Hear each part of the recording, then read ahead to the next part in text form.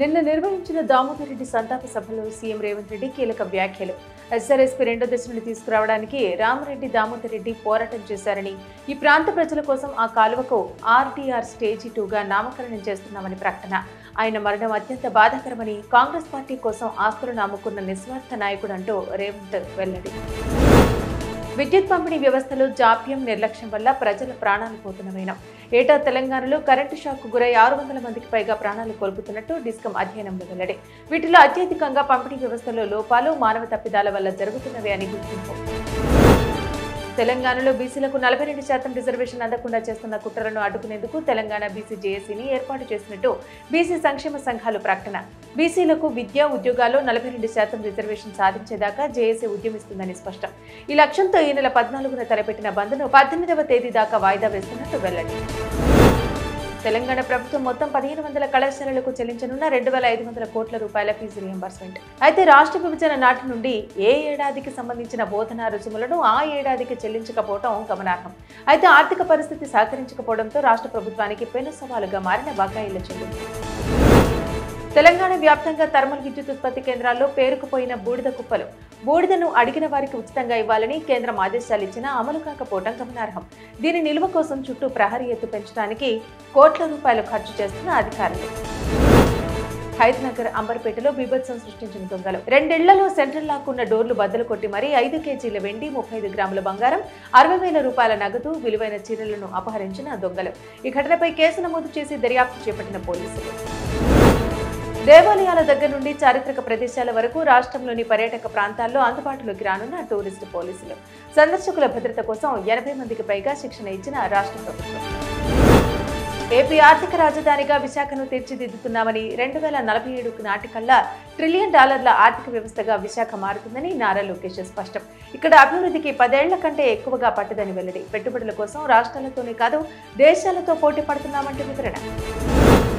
నకిలీ మద్యం వ్యవహారంలో వెతికినా కొద్దీ వాస్తవాలు వెలుగు చూస్తున్నాయని చంద్రబాబు వెల్లడి. ఇదేమీ సాధారణ వ్యవహారం కాదని, వాస్తవాలు బయటకు తీసేందుకు 4 ఐపీఎస్లతో కూడిన సిట్ ద్వారా విచారణ చేయించనున్నట్టు ప్రకటన.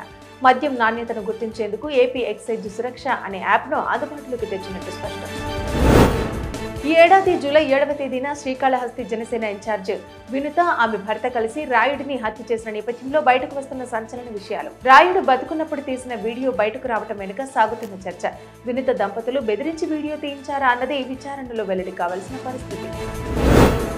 బాణసంచా తయారీ కేంద్రాల్లో కొనసాగుతున్న నిబంధనల ఉల్లంఘన, లైసెన్స్, ఎస్ఓసీల జారీలో శాఖల మధ్య సమన్వయ లోపం ఉండటంతో 10ల సంఖ్యలో ప్రాణాలు కోల్పోతున్న కూలీలు. నైపుణ్యం లేని కూలీలతో పనులు చేయించడం వల్ల, పరిమితికి మించి మానవ వనరుల వినియోగం ఉండటం వల్ల ప్రమాదాలు సంభవిస్తున్నట్టు గుర్తించిన అధికారులు. అమరావతిలో సిఆర్డీఏ ప్రధాన కార్యాలయాన్ని ప్రారంభించిన చంద్రబాబు, భూములిచ్చిన రైతులను ఆత్మీయంగా పలకరించిన ఏపీ సీఎం. సిఆర్డీఏ సహా పురపాలక, పట్టణ అభివృద్ధి శాఖకు అనుబంధంగా ఉన్న కార్యాలయాలు కూడా ఇందులోనే.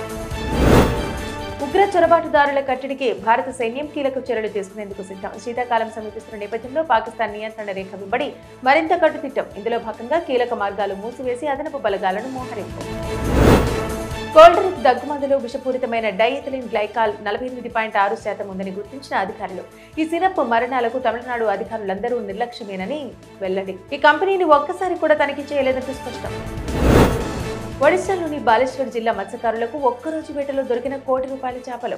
అరుదైన బోళా చేపలు 90కి పైగా వీరికి దొరికినట్టు సమాచారం. ఔషధాలలో వాడే ఈ చేపలు ఒక్కో చేప 30 నుండి 35 కిలోల వరకు దొరికినట్టు స్థానికులు వెల్లడి.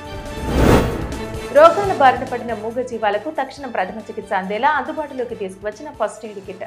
జంతువుల కోసం ఈ కిట్ రావడం దేశంలో ఇదే తొలిసారి. ఈ కిట్లో 72 రకాల ఔషధాలు, ఇతర పరికరాలు ఉండటం విశేషం.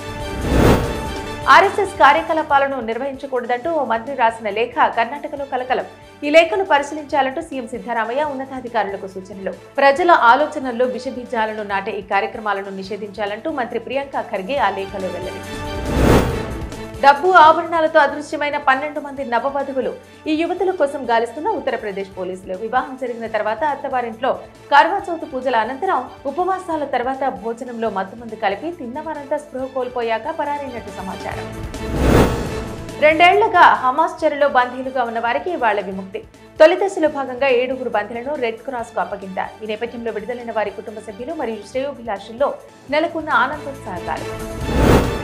గాజా ఒప్పందం కుదిర్చినందుకు అమెరికా అధ్యక్షుడు ట్రంప్కు అత్యున్నత గౌరవ పురస్కారం అందించనున్నట్టు తెలిపిన Israel presidential medal of honour గా ప్రదానం చేయనున్నట్టు వెల్లడి. తర్వాతి నెలలో సమయం వేదిక నిర్ణయించి చెబుతామని ప్రకటన.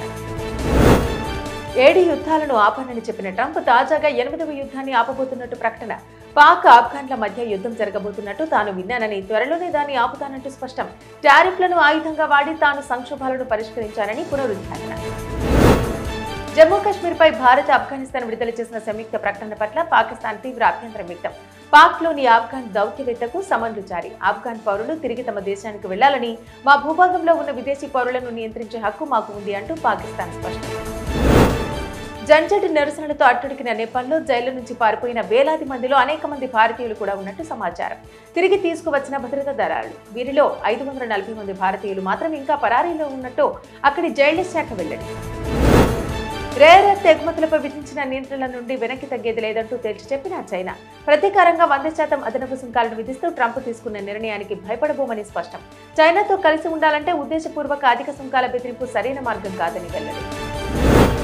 వెస్టిండీస్తో 2 టెస్టులు డబుల్ సెంచరీని చేజార్చుకున్న భారత ఓపెనర్ యశస్వి జైస్వాల్. కెప్టెన్ శుభమన్ గిల్తో సమన్వయ లోపం కారణంగా యశస్వి రన్అట్. దీంతో సోషల్ మీడియాలో తీవ్ర స్థాయిలో వెల్లువెత్తుతున్న విమర్శలు. భారత జట్టులో అవకాశం కోసం ఎదురు చూస్తున్న అభిమన్యు ఈశ్వరన్ కు తప్పని నిరీక్షణ. స్వదేశంలోనూ విండీస్తో టెస్ట్ సిరీస్ కు ఎంపిక కాకపోవడంపై అభిమన్యు తండ్రి తీవ్ర అసహనం వ్యక్తం. సిరీస్లకు ఎంపికైనా సరే తుది జట్టులో మాత్రం అవకాశం రాకపోవడంతో తీవ్ర ఆవేదన వ్యక్తం. నటుడు జగపతి బాబుకు క్షమాపణలు చెప్పిన కీర్తి సురేష్. అయితే తన పెళ్లికి జగపతి బాబును పిలవకపోవడంపై ఆమె క్షమాపణలు. నేను మిమ్మల్ని నమ్మాను కాబట్టి నీతో నా వ్యక్తిగత విషయాలు చెప్పుకొచ్చాను అంటూ ఒక షోలో కీర్తి సురేష్ వెల్లడి. కాంతారా చాప్టర్ 1 సినిమా గురించి ఆసక్తికర విషయాలు వెల్లడించిన రిషబ్.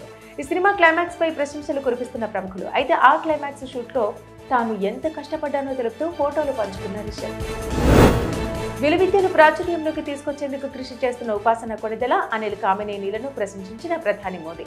రామ్ చరణ్, ఉపాసన, అనిల్ తనను నిన్న కలిసిన ఫోటోలను ఎక్స్ లో పంచుకున్న మోదీ. వీరు చేస్తున్న ఈ కృషి ఎంతో మంది యువతకు ప్రయోజనం చేకూరుస్తుంది అంటూ తెలుగులో పోస్ట్ చేసిన మోదీ. ఆర్ఎస్ఎస్ కార్యకలాపాలను నిర్వహించకూడదంటూ ఓ మంత్రి రాసిన లేఖ కర్ణాటకలో కలకలం. ఈ లేఖను పరిశీలించాలంటూ సీఎం సిద్ధరామయ్య ఉన్నతాధికారులకు సూచనలు. ప్రజల ఆలోచనల్లో విషబీజాలను నాటే ఈ కార్యక్రమాలను నిషేధించాలంటూ మంత్రి ప్రియాంక ఖర్గే ఆ లేఖలో వెల్లడి.